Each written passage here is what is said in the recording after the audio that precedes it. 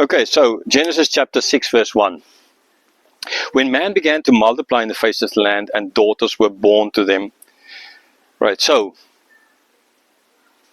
when man began. Now this chapter, okay, no, okay, we'll stop. Okay, chapter 6, and a short overview. Okay, this is where God looked at man and the sin of man, and it's like, why the heck did I make man? It's all so bad. All the sin, they're just thinking evil things the whole time.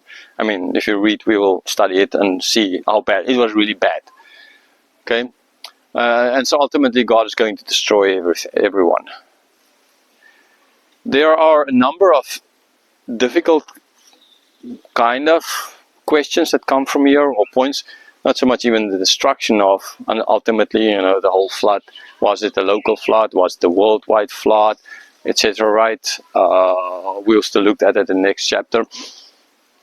The science kind of behind it, right? But so the other more from this chapter itself come out. This whole sons and daughters of God, or sons of God and daughters of man, and this Nephilim. Who were they? If you watch that movie Noah, in which Russell Crowe played, and you see, I mean, these giants throwing rocks and whatever all over the place, kind of idea. So the question here is, who were they? Right? And I will try and explain to you while we're studying this who I think they were. Okay. Right, so, verse 1. When man began to multiply on the face of the land, and daughters were born to them, the sons of God saw that the daughters of man were attractive, and they took as their wives, and they took as their wives, and they chose. Okay, so here we see, right, the man multiplying. Okay. So God told Adam as well, they're supposed to multiply, right? And they kind of started doing that, but there were not that many of them yet, ultimately, right? Not like today. Okay? So, in the one hand, what happened here is good. God told them to multiply, they multiplied. Okay? But like every time it seems good, there is something else that comes in play and start working. And we're going to see here that although they kind of multiplied and they filled, there was a lot of evil. We've already seen that from Cain's side, right? Remember Lamech and that song he made, okay, about 7 times and 77 times. Right, so from that as well, there's murder, there's all kind of bad things happening. Okay, so you have the multiplication part, and daughters now born. Okay, now it's an interesting thing is we have read here and there, like in the line of Cain, we have read the names of some of the wives and then one of the daughters, right? In line of Seth, we haven't read of any of them. All we read there is that they gave birth to that other sons and daughters, right? So we know they had. Okay, now here it's not mentioned, here's just daughters were born to them. Right, now immediately we need to ask the question, so daughters were born to whom? Okay, daughters were born to men. Men multiplied, they had daughters. Okay, so that's just human children. I mean, that's from the context, that's, I think, pretty simple and pretty straightforward to see. Right? Are they trying to show here that girls are worse or more sinful than boys, for example? Because it seems because man very evil, and now they have daughters. Okay, so it kind of seems, but again, that's not the whole point, right? The point is now ultimately there's daughters that's going to women marrying men. Okay, so they're earthly girls now, and are they going to marry like angels, fallen angels, demons? Okay, or are they going to marry some other men? Right, so this is not to show, therefore, that they say daughters were born, that now the girls are evil. This is just because, man, woman get married, they have children, kind of idea. Okay, that is why daughters, because you have the one side and you have the other side. Right, plain simple. So in verse 2 we see the sons of God saw daughters of man were attractive, and they took them as their wives, as they choose. Sons then now here of God. Who are they? Now there are lots of opinions on this. I think many Bible scholars, many opinions. Not really. There were just a few main opinions. Okay, either they are just basically angels, fallen angels, or they are kings. Okay, or are they from the line of Seth? Now, I've read a number of commentaries on this chapter. And again, the reasoning of these Bible scholars' reason is very important to me, to see if, right, where they're coming from. I remember this one basically concerning if they're children of Seth, just said, well, nobody sort of accepts that anymore, so kind of we're not even going to discuss it. That's not very good reasoning, according to me. Just because no one says it, that doesn't mean it's... And then he doesn't. I mean, I know of Bible scholars who know, like R.C. Sproul, for example, who said that he sees them as the children of Seth. Okay, and I hold to that as well. And I'll explain now why. Okay, firstly, we very clearly see there's a distinction between what happened in the line of Cain and what happened in the line of Seth. Right. So they say that in the Old Testament, well, sons of God, normally the angels. Yeah, normally. But there are exceptions when humans are called sons of God, like judges, for example, right, called sons of God.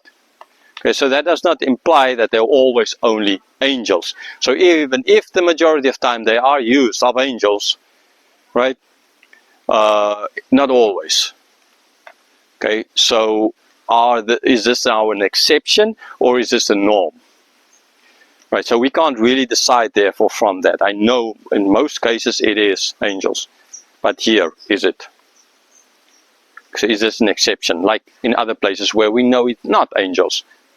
Okay, so we have seen a very clear picture on the one side of the line of Cain and how he just went down, down, down, down, down, down, down, down, down, kind of.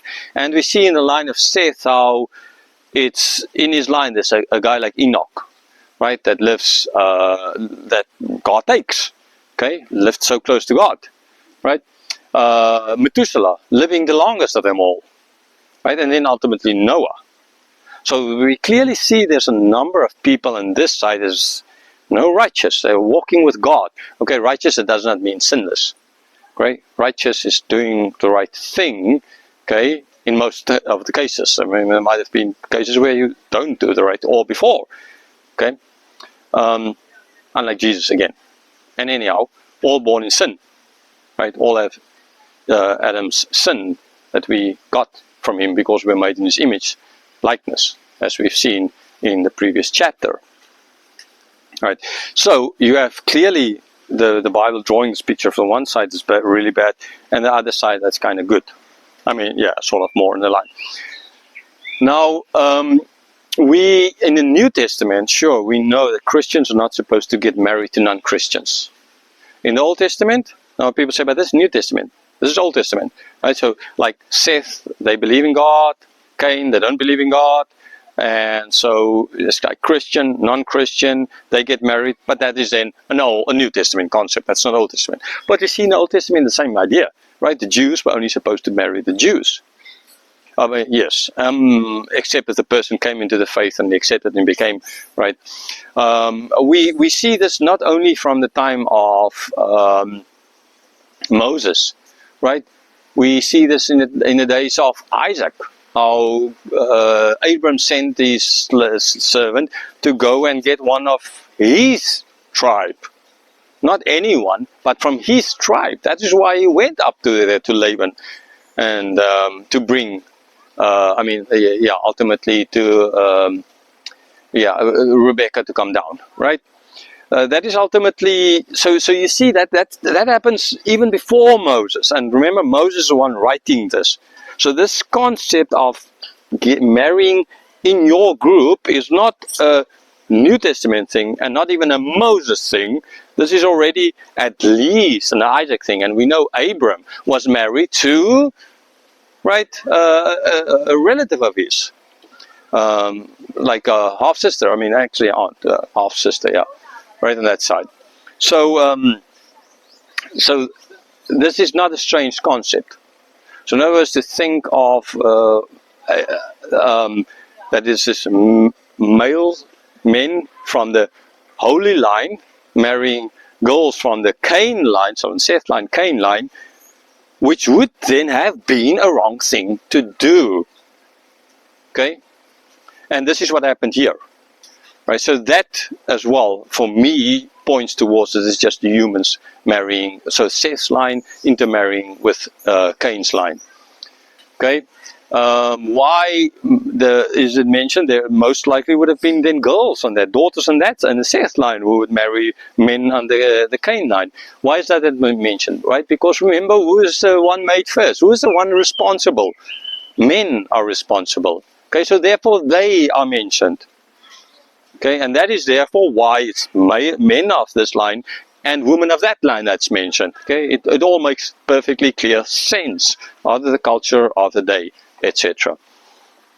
Okay, other things as well is just that the one line is good, right? So if the one line is good, Seth's line that is, and there are so many good in that side, right? Then why all of a sudden all of that good on that side disappears?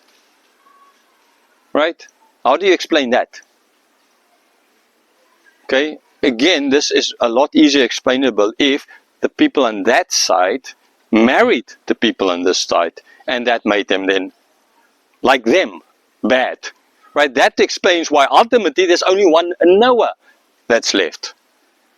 Okay? Not Noah and a number of his brothers and sisters that still lived. Okay, I hope you understand where I'm going with this, right? So you have on the one side only bad, and the other side you have good and bad. But when you get to Noah, there's only Noah that's good, nobody else. Right? So the rest just disappeared. And again, the easiest explanation for this is that these guys intermarried with those girls, which they were not supposed to do, and then forming these people who were then abomination, because like it's the mixing of the clean and unclean. Okay, so I just think for this and a number of other reasons that this is no need to go and look at there. Yeah, sure. There's another reason I would say, like Jesus said, that angels don't marry. So in heaven we'll be like angels, and never new earth, not being married. Okay, so that is right as well, I would say. So angels can't, but demons can. Kind of would be a little bit weird because angels are demons, just fallen, kind of, right? So yeah, it is kind of for this and other reasons, I just don't see that these are spiritual beings that came down. Another thing that we see as well from this verse is the fact that they didn't forcibly take them. They didn't go out and stole the girls from the land or something like that. They didn't rape them or anything like that. They married them. And they saw, they took. Okay? The same way David is later on going to see Bathsheba and take. Okay? It's wrong. Right? So they saw, they took, and the fathers, ultimately, of these girls gave them. So it's all legal, all correct. So it was not an illegal something. And again, here as well, I would say, think if a demon walks up to me and say, I want to marry your daughter, I might think twice about it. Right? Kind of idea. Okay? So yes, another reason why I don't, yeah. So in a certain sense, they're not doing anything sexually legal here. Right? But what's wrong is this intermarrying of the two lines, the godly line and the non-godly line, the Seth and the Cain lines.